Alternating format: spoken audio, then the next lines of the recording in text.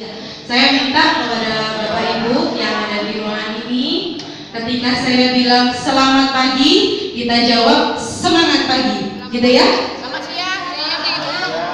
Biar semangatnya tetap terjaga seperti pagi hari, gitu ya? Selamat pagi. Semangat. Selamat pagi. Semangat. Baik, terima kasih. Sudah, Pak materi Bu Ida sudah. Lalu kemudian makan siang juga sudah. Alhamdulillah kenyang. Kenyang. Biasanya kalau kenyang itu Ngantuk. penyakit. Penyakit. Kalau gitu kita cari obatnya. Mau kita sama-sama cari obat ngantuk? Mau. Ya. Kalau saya bilang selamat pagi, tepuk satu kali. Coba dulu. Selamat pagi. Kalau saya bilang selamat siang, tepuk satu kali. Kalau saya bilang selamat malam, kalau kata anak saya, sudah malam ibu, nggak boleh rame-rame. Jadi tepuk setengah. Gimana tepuk setengah? Iya. Jadi gini aja. Gitu ya. Sekarang pelan-pelan dulu, pelan-pelan dulu. Selamat pagi. Selamat siang. Selamat malam. Alhamdulillah, masih fokus. Selamat siang. Selamat siang. Selamat malam. Siapa itu? Siapa yang bertepuk tangan? Masih ngantuk, Pak. Ya, sekarang bangunkan temannya. Selamat malam. Alhamdulillah. Selamat pagi. Selamat siang. Selamat pagi. Selamat siang. Selamat malam. Selamat pagi. Selamat siang. Selamat malam. Selamat siang. Oke, tepuk tangan buat kita semua. Ya. Karena sudah fokus, kita lanjut ya ke materi. Untuk materi yang ini mohon maaf sekali, agak berat sedikit, tapi nggak apa-apa ya, kita tetap semangat. Nanti kalau di tengah-tengah ngantuk lagi, kita main selamat pagi, selamat siang, selamat malam lagi. Oke? Sudah siap? Alhamdulillah. Ya. Tadi Bu Ida sudah menjelaskan tentang restrukturisasi usaha. Bu Ida menyebutkan bahwa koperasi ini adalah dua sisi mata uang ya. Ada yang satu kelembagaan, yang satu usaha. Siapa yang setuju bahwa koperasi adalah bisnis? Silakan angkat tangan yang setinggi-tingginya. Koperasi is business. Nah, koperasi is business. Kenapa dikatakan bisnis? Kenapa dikatakan bisnis? Karena kita menghasilkan laba, juga bisa menghasilkan kerugian, tergantung bagaimana cara kita mengelolanya dan bagaimana kita merancang strategi-strategi supaya usaha dan dari bisnis di koperasi ini tidak tutup. Jangan sampai juga koperasinya malah harus melakukan pembubaran, kan sayang sekali ya. Mumpung kementerian, kita didukung dengan yang namanya undang-undang, peraturan-peraturan mendukung para pelaku koperasi ya. Kita sekarang masuk ke era digital, masuk di mana koperasi harus memiliki NIB. Ternyata lumayan banyak ya di sini, ada yang belum melengkapi NIB. Nah, ada yang belum melengkapi NIB karena harus melakukan perubahan anggaran dasar. Nah, ini saatnya sebelum kita melakukan perubahan anggaran dasar, supaya koperasi kita berubah menuju ke modern, tidak begini-begini saja, menciptakan laba yang tinggi. Tadi labanya ada yang SHU-nya ada yang masih di bawah 100 juta ya. Semoga dengan hadirnya dengan semua di sini mendapat materi restrukturisasi usaha, mendapat materi perencanaan koperasi atau rensra. Nanti untuk SHU-nya menjadi 500 juta. Amin, amin, ya rabbal alamin. Next Mbak. Ya, kita harus mengetahui sifat dari perencanaan. Perencanaan itu harus smart. Smart itu apa Bapak Ibu? Pintar. Smart itu harus pintar, tapi itu adalah bahasa Inggris. Tidak. Smart di sini maksudnya adalah S itu untuk spesifik. Jadi dalam penyusunan visi dan misi kita harus spesifik, harus detail, dan juga tidak umum. Kalau bisa nggak sama dengan pesaing-pesaing kita. Khas benar. Tidak umum. Contoh, ini yang saya coret ya. Menjadi koperasi sehat dan berkualitas. Wah, ini sangat umum ya. Siapa yang visinya menjadi koperasi sehat dan berkualitas? Ada? Semua, ya. Ini saya coret Bapak Ibu. Karena apa? Karena belum detail, masih umum. Nah, yang selanjutnya visi dan misi itu harus measurable, harus terukur, ya. Oh, mohon maaf, saya terlalu semangat. Memang yang muda itu selalu semangat ya. Iya, terima kasih Bu sudah diingatkan. Baik, sebelumnya nama saya Yustin Paulina. Saya Yustin. Saya bersama-sama dengan Bu Indah. Saya dari CV Duta Mitra Pratama. Awalnya sebelum saya menjadi istilahnya berbagi ya, sharing, kita mendampingi koperasi. Sebelumnya saya mendampingi UKM dulu, mendampingi UKM. Nah, ternyata banyak UKM yang kita dampingi adalah anggota koperasi. Saya lebih sering memberikan pendampingan tentang keuangan usaha di UKM. Tetapi Mbak, koperasi saya itu masih belum neracanya masih belum bagus loh Mbak. Bolehlah saya ini koperasinya dibantu untuk pembuatan laporan keuangan. Ternyata saya ketariklah menjadi pendamping koperasi. Sehingga saat ini saya berdiri di sini. Sama dengan koperasi, bahwa usaha itu juga harus memiliki Renstra atau rancangan strategi. Misal gini, kenapa sih kita butuh Renstra? Renstra itu apa itu? Renstra itu apa? Renstra adalah rencana strategi. Bagaimana kita menentukan strategi? Tapi sebelum kita menentukan strategi, sebelum kita ngetrik, kita harus menyiapkan dulu. Misal dengan mau ke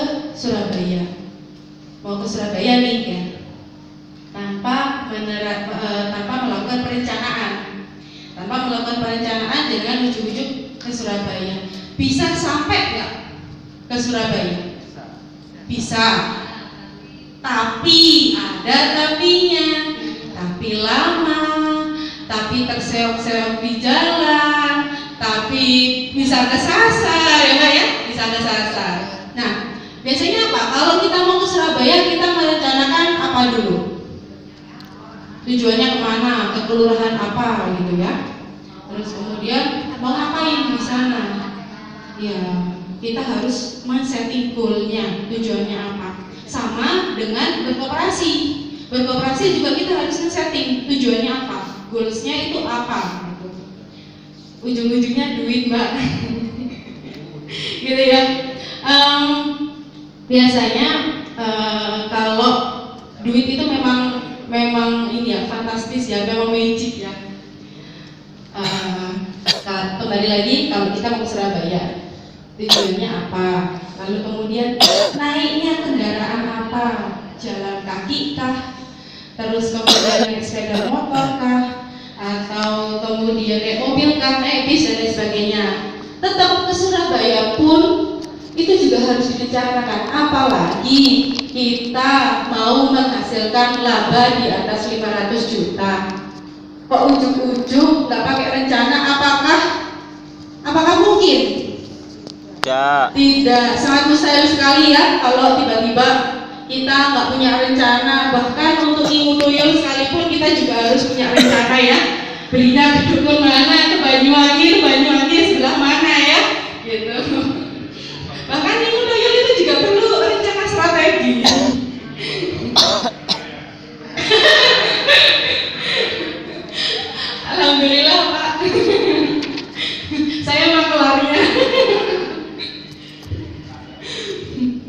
Ya, Ingu Duyul itu dukun itu punya pangsa pasar. Ya, dukun itu punya pangsa pasar, sama dengan semua. Malah lebih enak kalau tadi sudah dijelaskan ya, koperasi itu ada koperasi konsumen, ada koperasi produsen, ada koperasi apa lagi? Jasa. Koperasi apa lagi? Pemasaran. Yang terakhir simpan pinjam. Kalau saya nggak salah ya, kita sharing-sharing aja ya, karena di sini mungkin ada yang lebih senior daripada saya. Saya di sini mohon maaf, saya di sini nggak menggurui. Kita di sini sharing ya. Kalau tidak salah, kalau koperasi konsumen itu, kita memenuhi kebutuhan dari para konsumen. Jadi pangsa pasarnya jelas anggota. Jadi pangsa pasarnya adalah anggota. Nah, kalau koperasi produsen pun juga seperti itu. Pangsa pasar kita adalah anggota. Sudah jelas kan kalau koperasi itu adalah pangsa pasarnya kembali lagi ke anggota. Kecuali koperasi jasa ya. Kalau koperasi jasa kita bisa melayani anggota bisa, selain anggota bisa. Nah, enaknya koperasi apa? Satu, tujuan untuk pemasarannya sudah jelas ke anggota. Jadi dua itu istilahnya ibu muter ya di koperasi itu. Nah, kalau bisa dari anggota itu tadi uang tuh masuknya kan dari anggota. Ya wis muter, jangan sampai uang yang sudah masuk keluar lagi. Ya, gitu ya. Nah, sayangnya anggota koperasi sekarang itu mengharapkan SHU saja. Yang mumet adalah pengurusnya. Ibu namanya siapa ibu? Kok kayaknya melihat saya curhat sekali. Ibu namanya siapa bu? Ibu Anita dari koperasi? Kaban? Bukan? Oh SMK, ibu guru, ibu guru. Ya, suami saya guru ibu. Saya biasanya dapat voucher untuk belanja ke koperasi. Tapi saya bilang gini, emangnya koperasi di tempatku tuh usahanya cuma toko aja ya? Iya, cuma toko. Terus dapat voucher ini. Oh, wah, pantesan SHU sedikit ya. Gitu ya. Karena usahanya cuma sedikit, usahanya minim, labanya kecil, sehingga SHU yang kita dapatkan kecil. Nah, kebutuhan karyawannya pun juga kecil, juga minim. Jadi kalau bisa kan koperasi itu lini bisnisnya banyak, unit-unit usahanya banyak, sehingga bisa menarik tenaga kerja. Tenaga kerja ditarik sebagai anggota, jadi income anggota itu banyak. Selain yang satu mendapatkan gaji, yang kedua dapat SHU. Nah, enaknya koperasi itu gitu. Tapi kalau misal gini ya, kita belanja di Indomaret, keuntungan yang dapat Indomaret. Kita dapat SHU nggak dari Indomaret? Tapi kalau kita beli di koperasi Dapat. Makanya kenapa kok anggota tidak mau beli di koperasi? Padahal ketika kita beli di koperasi, otomatis SHU yang kita dapatkan kan banyak. Kembali lagi ke loyalitas. Jadi harus dibangun loyalitas anggotanya. Dijelaskan lagi kenapa kok kita harus beli di koperasi. Sama dengan Bu Ida, semakin banyak yang beli, semakin kita bisa kulak banyak, semakin bisa lebih murah. Walaupun untungnya sedikit, tapi kalau banyak yang beli, jadinya banyak juga. Ya, kita kembali lagi ke PPT kita. Kembali ke laptop ya. Visi dan misi harus terukur. Lalu kemudian bisa dicapai. Misal visi misi kita saat ini anggota kita masih 35 orang. Nah, tapi kita punya visi misi untuk 3 tahun ke depan anggota kita 1000. Mampu nggak? Tidak. Jadi kalau untuk menyusun visi misi dicapai oleh sumber daya, gitu. Next, harus relevan dengan bisnis koperasi. Targetnya harus berkesinambungan dan saling terkait. Misal, kita saat ini di layanan simpan pinjam kita belum masih ada front desk-nya, belum kayak bank gitu ya, belum ada AC gitu. Nah, misal tahun ini kita pengadaan AC supaya dinginlah kantornya, supaya nasabah, supaya anggota itu nyaman untuk melakukan kegiatan simpan pinjam di usaha kita. Nah, yang selanjutnya di tahun berikutnya mungkin ada pengadaan meja, ada pengadaan kursi. Jadi harus relevan, harus berkesinambungan itu tadi. Selanjutnya yang T adalah time bound, batas waktu pencapaian. Jadi kita sudah berencana nih, tapi kita harus punya batas kapan itu harus dilakukan. Misal 3 tahunkah, dalam 5 tahunkah, seperti itu. Nah, ada 3 perencanaan koperasi. Yang kita bahas saat ini adalah rencana strategis. Tetapi rencana hanya tinggal rencana kalau tidak dibarengi dengan rencana aksi. Dan tidak dapat dilakukan kalau tidak ada perencanaan anggaran. Kalau kita ke Surabaya, rencananya mau ke Royal, lalu kemudian kita berencana naik bus, tapi kita tidak melakukan perencanaan anggaran, bisa berangkat nggak? Nggak bisa. Mungkin bisa Ibu jalan kaki, tapi nggak sampai. Kita kan namanya rencana kita sampai ke tujuan ya.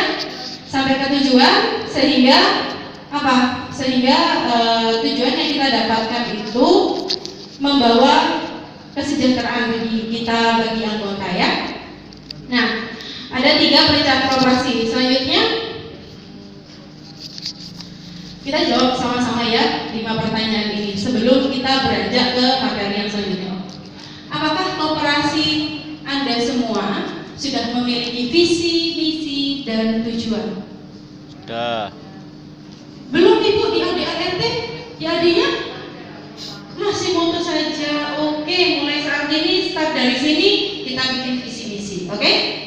Visi dan misi, tujuan yang terukur. Kemudian selanjutnya, apakah koperasi memiliki rencana kerja jangka panjang 3 tahun, 5 tahun lagi mau apa?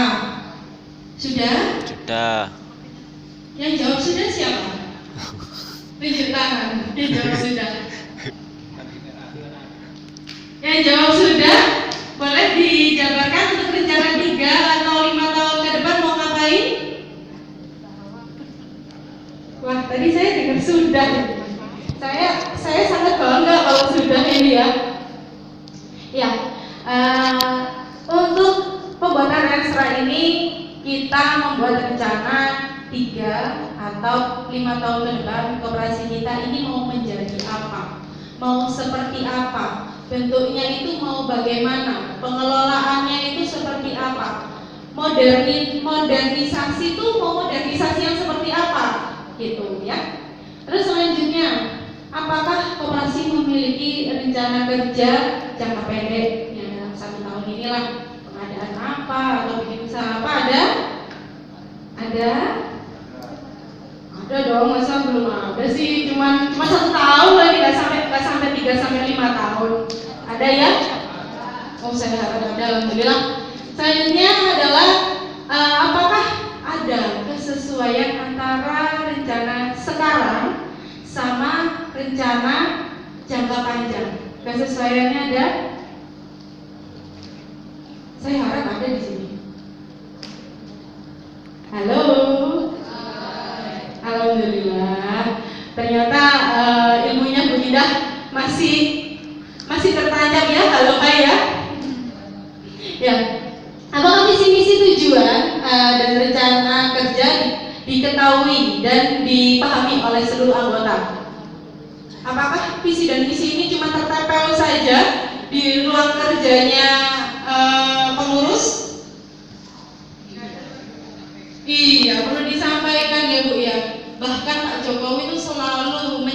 visi misi. Tadi juga Pak asisten juga menyampaikan visi misi wali kota, sama seperti di perusahaan jenengan, sama seperti di koperasi jenengan, harus digaungkan apa visi dan misinya. Kita harus menjadi koperasi yang mandiri, ya, gitu ya. Kita harus menjadi koperasi yang mandiri. Lalu kemudian apalagi biasanya yang menjadi visi misi koperasi? Yang menguntungkan, yang mensejahterakan anggota, ya, yang memiliki anggota yang loyal kepada koperasinya, gitu ya, kesadaran terhadap perkoperasian oleh anggotanya, gitu ya. Ya, itu harus dikumandangkan terus menerus dalam rapat anggota. Dijelaskan lagi sesuai dengan visi misi kita, Bapak Ibu. Kita harus menjadi koperasi yang bisa mensejahterakan anggotanya, seperti itu ya. Jadi sekali, dua kali terpapar terus menerus, akhirnya tertancap visi misi kita tuh ini loh. Gitu. Kalau bisa perusahaan kita sejahtera, kemudian maju koperasinya ya, nanti bisa menyaingi, bisa punya PT, punya CV kan, alhamdulillah ya. Ya, selanjutnya bagaimana Mbak menyusun rencana strategis? Oke. Rencana strategis perlu dipahami sekali lagi adalah sebuah proses perencanaan jangka panjang untuk mencapai sebuah menyusun strategi agar koperasi kita mempunyai keunggulan yang berbeda dari pesaing. Dan rencana strategi ini kita atur untuk 3 sampai atau 5 tahun. Jadi minimal 3 tahun, maksimal 5 tahun. Selanjutnya kita perlu merencanakan, karena apa? Karena ini sebagai peta, sama kayak kita di Surabaya tadi ya. Kembali lagi di Surabaya, mau lewat mana? Mau lewat Gempol kah? Mau lewat tol kah? Mau lewat mana? Mojokerto, jauh ya, ke Surabaya. Jadi kita setting goal, kita mau kemana, mau ke koperasi yang seperti apa, kita petakan dulu. Kita rencanakan dulu strategi-strateginya, mulai dari hal-hal yang kecil. Selanjutnya, kenapa banyak usaha-usaha yang gagal? Tidak mengenal kelebihan dan kekurangannya, apalagi kurang modal. Enggak ya, kalau kurang modal enggak ya? Pemasaran. Kurang loyal, apalagi Pemasaran. tidak mengetahui kebutuhan, tak payu. Tak payu itu dari tadi ya kita sebutkan ya, tidak mengetahui kebutuhan. Jadi orang tuh kayak menyepelekan gitu. Nah, kenapa gagal menjalankan perusahaan? Karena tidak bisa mendeskripsikan strateginya. Strategi itu sudah ada, tapi tidak bisa dideskripsikan. Lalu kemudian tidak bisa mengukur. Kalau nggak bisa mengukur, maka kita nggak bisa mendeskripsikan. Nah, kita nggak bisa menghandle sesuatu yang kita nggak bisa mendeskripsikannya. Selanjutnya, ini katanya Pak Kaplan dan Norton. Mengapa pengukuran itu diperlukan? Karena kalau kita nggak bisa mengukur, kita nggak bisa memanage, mengolah, ya. Lalu kemudian kita tidak bisa mengembangkan itu semua. Selanjutnya strategi. Pak Kaplan Norton ini ya, apa namanya, pinter ya, pinter quotes kayak anak-anak zaman sekarang. Aku kalau nggak ada kamu bagaikan bola salju. Tapi ini tentang strategi. Strategi adalah memilih untuk melakukan kegiatan yang berbeda. Saya tekankan yang berbeda. Kalau kita melakukan yang sama, nggak perlu strategi. Kita nggak perlu bikin. Kita contoh aja strategi ya. Amati, tiru, plek. Amati, tiru, plek. Nggak perlu bikin strategi. Yang berbeda dari pesaing sehingga dapat memberikan penawaran yang unik, yang yang berbeda. Diskon 100%. Iya. Diskon 100% kalau ke istrinya ya, Pak. Loh, boleh diskon 100% tapi sebelumnya melakukan pembelian 5 kali minimal. Enggak apa-apa. Harga coret gratis, tanda bintang, minimal pembelian 5 kali. Pinter loh, Pak ya. Next, Mbak. Saya membuat 5 langkah menyusun Renstra. Yang pertama adalah proses penyusunan strategis. Next adalah langkah-langkah dalam proses penyusunan rencana strategis. Yang pertama adalah merumuskan visi dan misi. Di sini yang punya visi misi volunteer satu menjelaskan visi misinya apa? Ada satu yang ibu mau menjelaskan visi misinya? Kita bawa ADRT. Oke. Merumuskan visi misi tujuan nilai operasi. Kita setting dulu goalsnya dulu apa? Kita setting dulu mau ngapain, mau kemana, langkahnya seperti apa. Itu kita setting dulu. Yang selanjutnya adalah melakukan analisis lingkungan. Analisis lingkungan baik lingkungan di internal koperasi juga lingkungan eksternal koperasi. Yang selanjutnya adalah menetapkan rencana strategis. Kalau kita sudah tahu nih kekuatan kita apa, kelemahan kita apa, kesempatan yang dimiliki oleh koperasi kita untuk berkembang itu apa. Lalu kemudian ancaman-ancaman apa yang kita miliki, kita posisikan koperasi kita sekarang di kuadran mana, titiknya di mana. Lalu baru kita menetapkan strategi-strategi apa yang bisa digunakan agar koperasi kita berkembang. Gitu. Yang selanjutnya setelah rencana strategi tercipta, kita menetapkan rencana sistem monitoring. Bagaimana nanti setelah itu berjalan, lalu kemudian kita melakukan monitoring dan evaluasi. Kalau memang perlu dievaluasi, oh ternyata yang rencana yang kita terapkan masih mustahil, jadi kita harus evaluasi. Ini sistematika dokumen Renstra. Kalau katanya mbak-mbak mahasiswa kok kayak skripsi ya, bab 1, bab 2, bab 3 itu seminar judul gitu ya Pak ya. Yang pertama adalah pendahuluan, latar belakang. Isinya adalah latar belakang, profil koperasi, sejarah koperasi, aturan normatif, maksud dan tujuan. Ini biasanya di anggaran dasar ada ya. Lalu kemudian bab 2 visi misi tujuan, bab 3 gambaran umum pelayanan, bab 4 adalah analisis lingkungan internal dan eksternal. Lalu kemudian bab 5 rencana program dan kegiatan. Yang terakhir adalah penutup. Alhamdulillah selesai kita pertemuannya.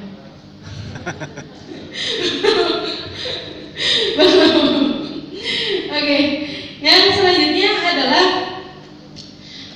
bagaimana merumuskan visi, misi, dan tujuan. Apakah visi itu? Visi adalah mimpi. Seperti kata Bu Indah tadi, Walt Disney visinya apa? Membuat bahagia semua umur, dari anak-anak sampai dewasa. Kalau anaknya bahagia, orang tuanya jelas bahagia. Ya, visi adalah mimpi. Pernyataan visi adalah sebuah pernyataan kondisi masa depan yang hendak kita wujudkan. Baik itu kita menjadi koperasi yang tangguh, yang mandiri, yang bisa mensejahterakan anggotanya, gitu ya. Lalu kemudian visi itu seringkali gagal karena apa? Karena abstrak, tidak jelas, tidak terukur. Lalu kemudian seringkali gagal karena apa?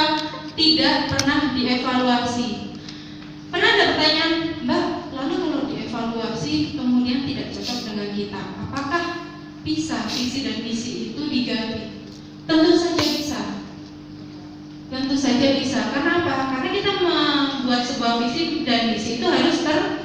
terukur, harus kita bisa capai, harus ada batasan waktunya. Nah, misal kita sudah mencapai visi dan misi itu, nah kalau sudah tercapai, sudah batas waktunya sudah tercapai, berarti kita harus mengangkat visi dan menaikkan kembali visi dan misi kita. Jadi visi dan misinya dinaikkan, boleh berganti. Cuman kalau koperasi visi misi berganti, PAD lagi, PAD lagi, oke. Yang belum.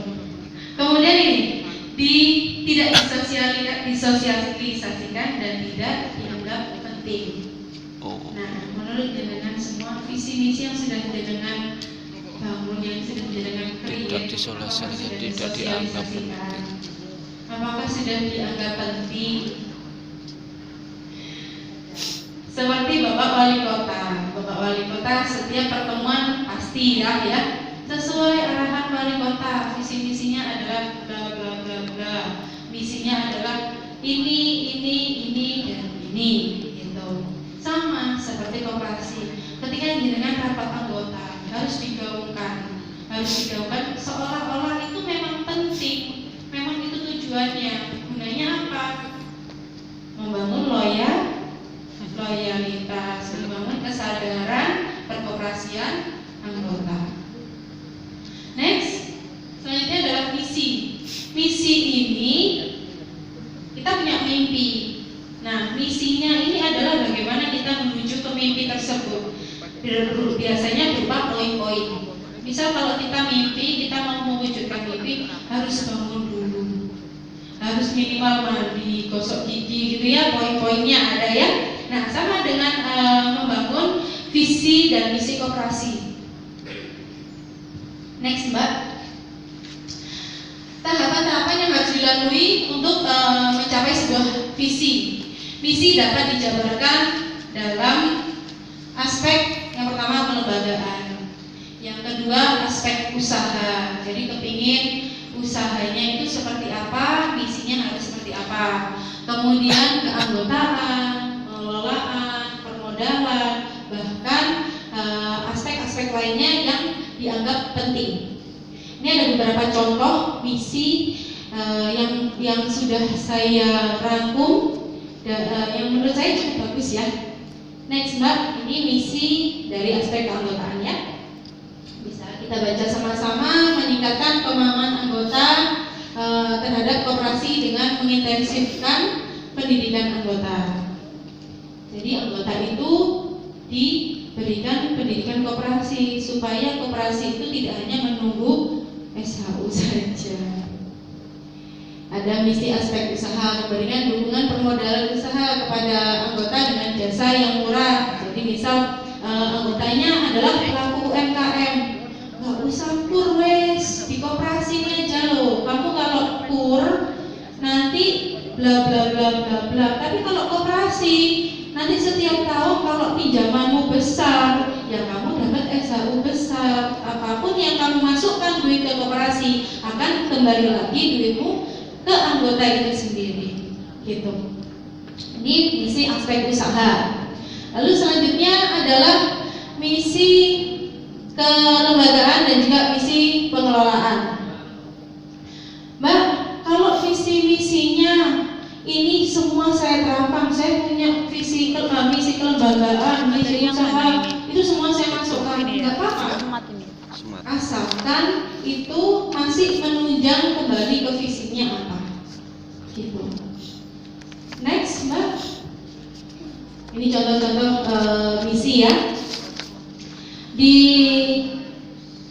fotokopian di materinya jenengan semua sudah ada. Jelas ya. Next. Tujuan adalah implementasi. Nah, di tujuan ini yang harus benar-benar terukur dan kita bisa mencapainya. Mbak, kok dari tadi ngomong terukur bisa mencapai, kalau nggak bisa dicapai, nggak bisa diukur, namanya goib. Bu. Nggak bisa dicapai. Koperasi kita tujuannya hayal. Pada Morgana, yaitu pernyataan tentang apa yang secara terukur.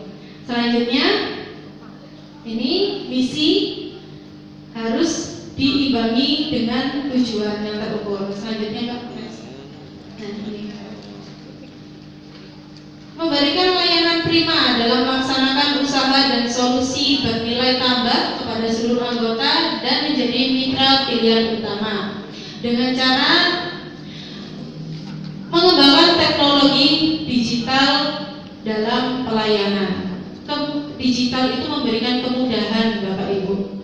Kemudahan pelayanan, bisa mengakses, misal kita usahanya adalah toko perancangan gitu ya, semua ada tanpa perlu datang ke tokonya jenengan, toko kooperasinya jenengan, melalui WA kita bisa loh ini apa namanya pesan pampers, kemudian pesan sayur kalau perlu ya. Biasanya kalau anggota-anggotanya yang ibu guru kayak gitu ya, biasanya yang pinginnya itu wis masak sop-sopan gitu ya, sop-sopan yang siap saji, yang tinggal cemplung-cemplung, kalau perlu sudah dipotong-potongin jadi orang tuh tinggal nyemplung gitu ya.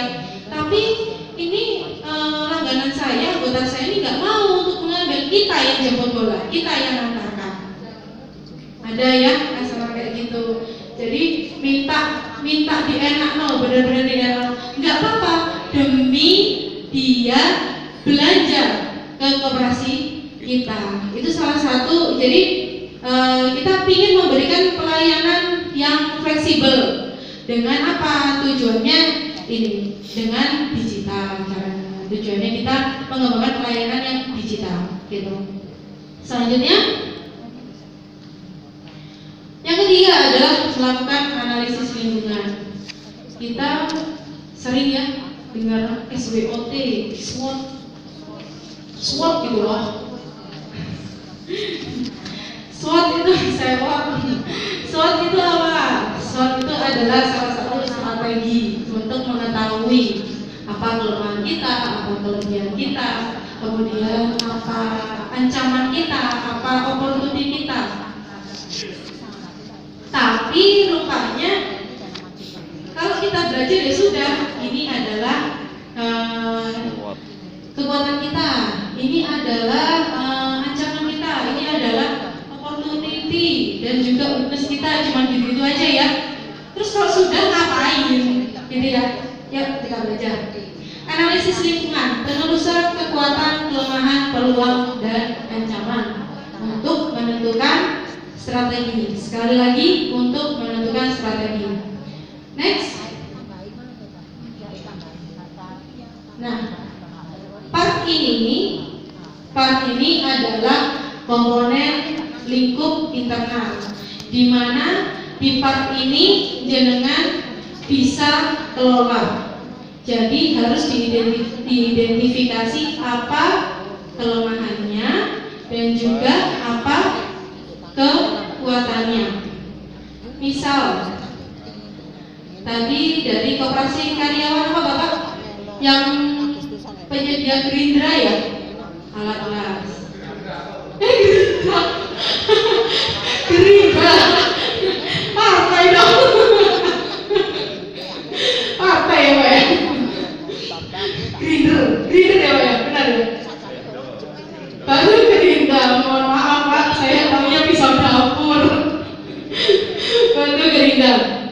Kekuatannya apa? Tadi sudah dijelaskan kan sama Bu Ida, kekuatannya jenengan. Kekuatannya koperasinya jenengan adalah punya tahu, sumber dayanya tahu di mana tempat-tempat beli yang murah.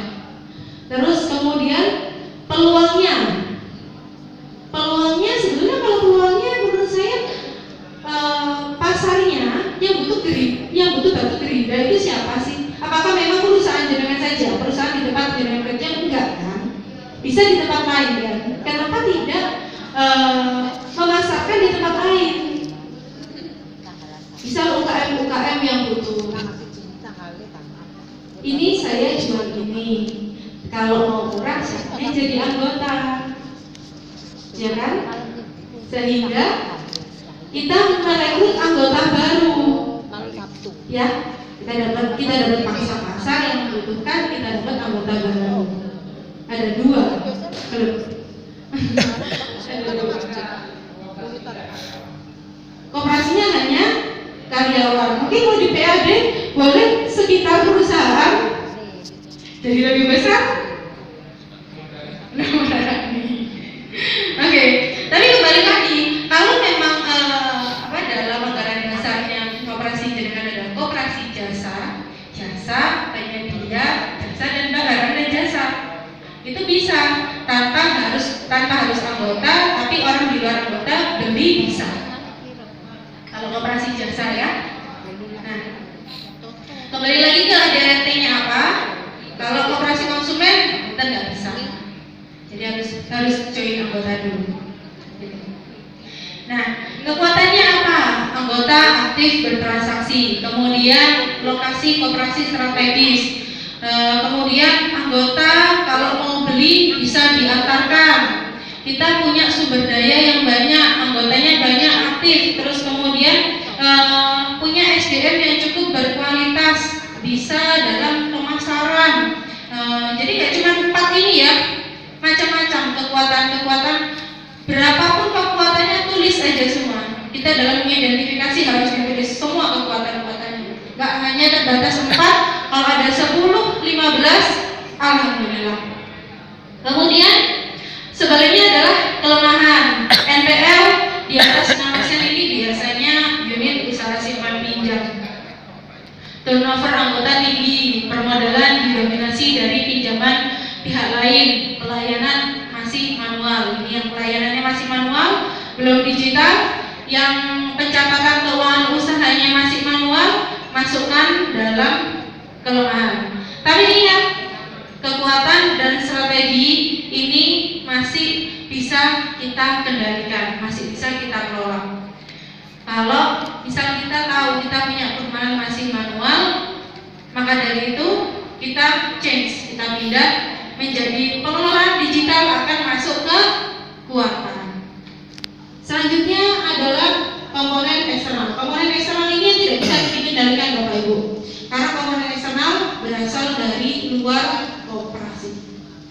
Contoh, peluangnya adalah regulator atas sektor simpan pinjam mendukung. Jadi terdapatnya peraturan-peraturan atau perda-perda yang mendukung tentang perkoperasian. Komitmen pemerintah pusat dan daerah terhadap perkembangan koperasi tinggi, itu salah satu peluang yang harus kita jemput, yang harus kita ambil. Kemudian perkembangan UMKM yang besar. Boleh Mbak kalau misal ditambah lagi? Boleh. Tapi yang sekiranya jenengan bisa gapai dengan kekuatan. Ya. Kemudian ancaman. Kalau bisa, kelemahan dan juga ancaman itu harus lebih minimal, yang banyak harus kekuatan. Tapi dalam mengidentifikasi nggak boleh dibuat-buat. Wes ancamanku sama kelemahanku tak sedikit wes biar lebih banyak. Padahal sebetulnya kelemahannya masih banyak, lebih banyak. Gak apa-apa. Walaupun kelemahan lebih banyak, nanti tetap supaya valid kita menentukan strateginya apa, ditulis saja semuanya, diidentifikasi aja semuanya kelemahannya apa. Nah, ancaman adalah biasanya kalau usaha simpan pinjam itu kur ya, kredit kur yang bunganya murah tanpa agunan gitu. Nah, itu adalah contoh ancaman. Selanjutnya, bagaimana kita mengukur komponen lingkungan internal dan eksternal? Yang pertama adalah identifikasi faktor strategis. Identifikasi faktor strategis yaitu tadi kita identifikasi satu-satu, secara detail, apa kelemahan kita, apa kekurangan kita, apa faktor ancaman, kemudian apa faktor peluangnya. Yang selanjutnya adalah menentukan tingkat signifikansi masing-masing faktor strategis. Kemudian lakukan pembobotan, kemudian lakukan rating, baru kita bisa menetapkan rencana strateginya. Next, kolom yang harus diisi. Kolomnya yang pertama, yang paling kiri adalah strength. Strength tadi kekuatan. Kekuatan yang dimiliki koperasi apa saja? Kekuatannya apa saja? Kemudian tingkat signifikasinya. Tingkat signifikasi adalah alat bantu ya. Misal koperasi kita yang paling kuat itu apa?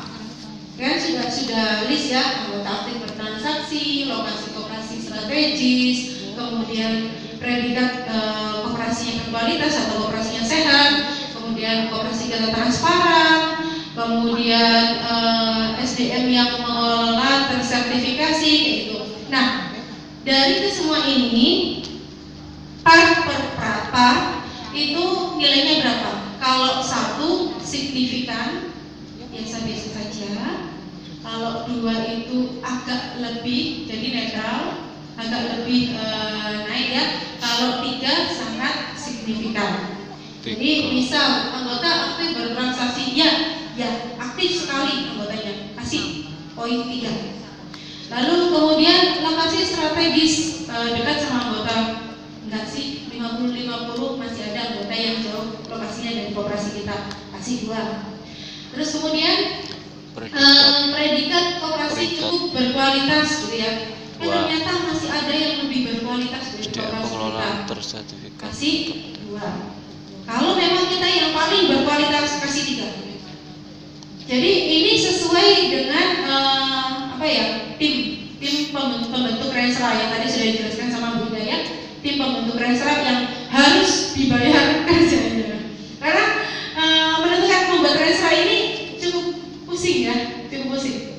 Tapi kita buat gampang saja. Kemudian SDM pengelola tersertifikasi kompetensi 2. Nah, dari semuanya ini, dari nilai tingkat signifikan ini di total, kemudian diberikan bobot. Bagaimana pembobotannya, Mbak? Nah, bobot ini totalnya harus nilainya 1,00. Nggak boleh lebih dari itu. 1,00 ini apa? Maksudnya mendekati 100% ya Bu ya, mendekati 100. Nah, kalau saya masukkan manual Mbak, terus habis itu ternyata lebih banyak nih, ada 15 kekuatan, otomatis kan saya harus mengira-ngira satu-satu ya. Cukup gampang. Jadi ini kan ada 9, tinggal dibagikan aja nilai tingkat signifikannya. 3/9 adalah 0,33. Terus kemudian 2/9 adalah 0,22. Mudah? Sampai sini paham? Paham ya? Ini fungsinya apa? Fungsinya kita menghitung koordinat supaya kita tahu kita ada di mana saat ini koperasinya. Nah, yang selanjutnya pembuatan sudah rating. Sayangnya rating ini membutuhkan peran dari orang luar koperasi terhadap strength sama weakness kita. Kita bagikan kuesioner.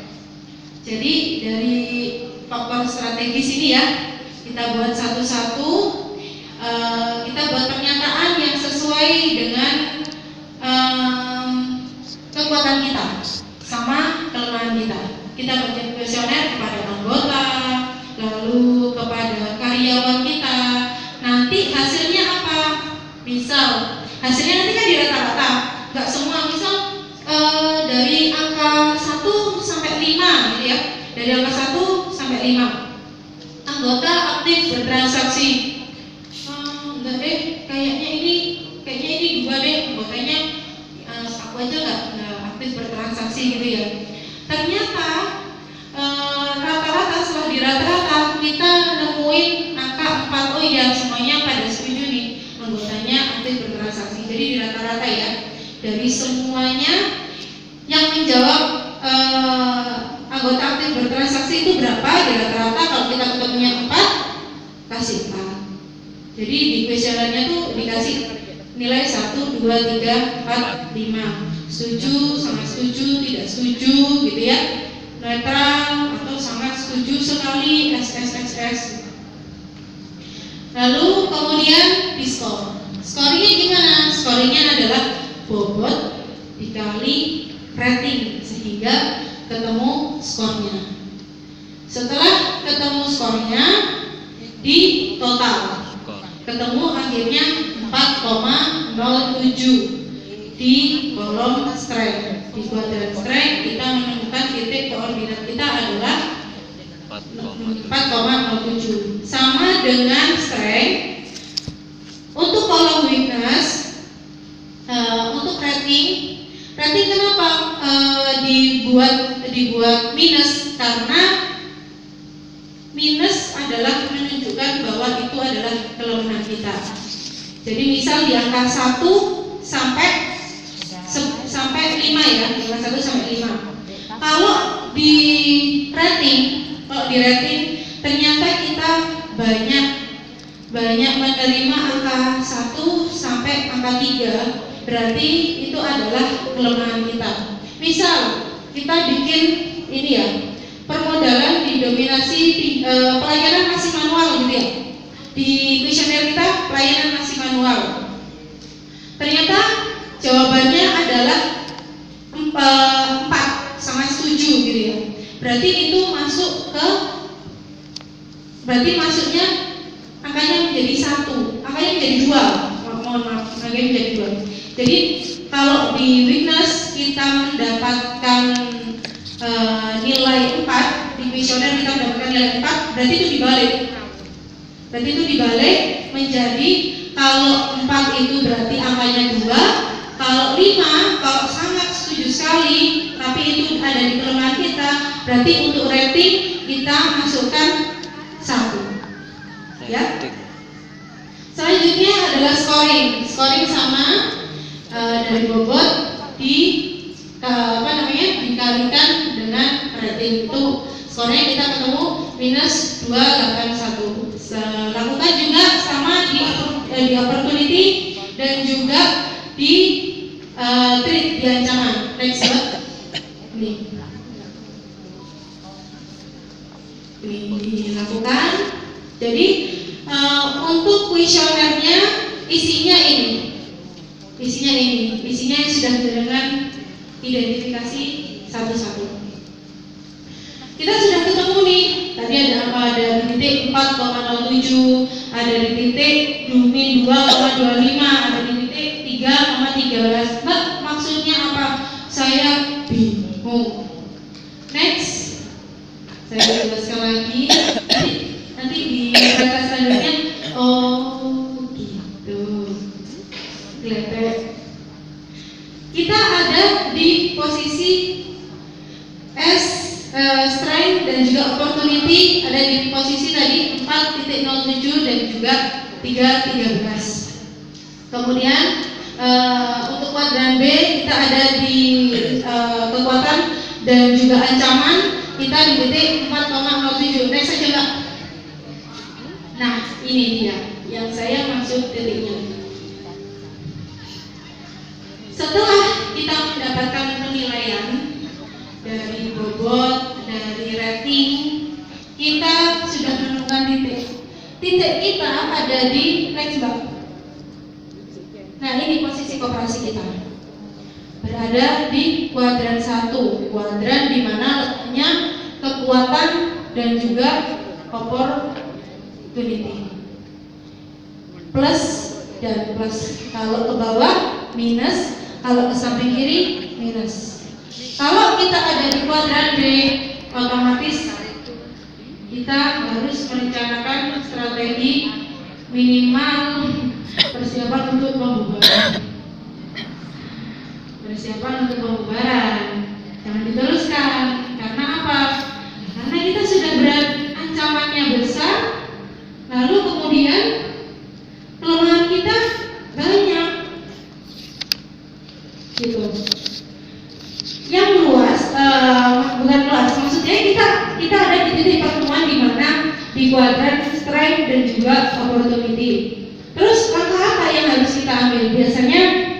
Biasanya untuk materi swap itu cuma berhenti sampai sini. Yuk kita next lanjut langkah selanjutnya. Ini Strategi yang harus dilakukan apabila kita sudah tahu posisi koperasi kita di mana adalah tadi kita contohnya di kuadran 1 ya. Kita punya kekuatan, kita punya peluang. Sudah lakukan agresif. Jadi situasi yang sangat menguntungkan koperasi sehingga memiliki kekuatan dan memiliki peluang yang sangat besar. Jadi mau pemasaran, strategi yang sekarang mau lanjutkan, mau dikembangkan lagi, mau dikembangkan yang model apa lagi usahanya, gitu ya. Jadi strateginya agresif, harus harus menangkap peluang, harus menggunakan kekuatan-kekuatannya. Terus kemudian bagaimana kalau kita ada di kuadran 2? Di kuadran 2 yang tinggi nilainya adalah kita punya kekuatan dan juga tapi kita punya ancaman. Nah, ancaman dari mana? Ancaman dari luar. Jadi kita harus melakukan diversifikasi. Diversifikasi baik itu jasa, baik itu produk, baik itu barang, gitu. Diversifikasi pemasaran bisa, diversifikasi pangsa pasarnya bisa, gitu ya. Jadi kalau kita punya ancaman, lihat ancamannya apa. Kita lakukan diversifikasi. Kemudian, nah kalau kita berada di kuadran 3, di mana itu peluangnya besar, tapi kelemahan kita cukup besar. Ya kita karena kelemahan yang besar, kembali lagi kelemahan ada di lingkungan apa? Internal apa eksternal? Bisa nggak kita mengurangi kelemahan? Mengendalikannya bisa? Bisa. Berarti kita harus melakukan putar balik. Salto, good, bagus. Harus salto Bapak Ibu. Usaha kita tuh harus salto supaya apa? Berubah 180% derajat karena kita sudah menyadari apa kekurangan kita. Jadi harus melakukan pembenahan sehingga kita sedikit bergeser ke kuadran 1. Nah, bagaimana kalau kita di kuadran 4 yang mati hidup dan mati tak mau ini, yang kita hanya bersifat defensif. Defensif apa? Kalau dalam sepak bola defensif apa? Bertahan. Misal kita nggak bisa ini meneruskan usaha kita, ya sudah di cut off. Untuk laporannya ditahan di situ, kita cari usaha yang lain, kita bangun usaha lain, kita branding lagi dari awal. Kita harus rencanakan strategi branding dari awal. Kita harus bikin usaha apa lagi nih. Terus kemudian kalau bisa karyawannya, pengelola usahanya ganti semua kalau bisa. Cari anggota-anggota yang memang milenial, yang memang tahu branding, memang tahu pemasaran, gitu ya. Jadi ibu, anak muda itu tidak selamanya buruk, ibu. Gitu ya. Alhamdulillah saya bisa dipercaya. Mau rekrut saya bu, tapi mahal. Ada nanti kalau sama saya jadi ada biaya. Asal 3 bulan pertama 5 juta. Enggak, bercanda.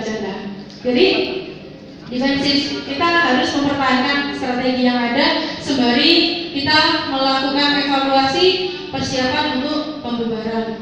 Kalau memang mau sayanglah kalau dibubarkan, nggak apa-apa dibubarkan, tapi kita menyiapkan strategi baru, Renstra baru, bagaimana penyegaran untuk branding ulang lagi. Kita branding dulu kita lagi. Berarti kita sudah gagal branding yang lama. Selanjutnya, lalu bagaimana menetapkan strategi perencanaan? Ini kita sudah tahu nih, kita ada di kuadran 1 di mana strategi kita harus agresif, harus menyerang, harus menjemput bola. Selanjutnya, nih, ya, tadi luasan matriks kita adalah 12,74. Kita berada di titik 1, strateginya harus agresif. Kemudian diversifikasi, turnaround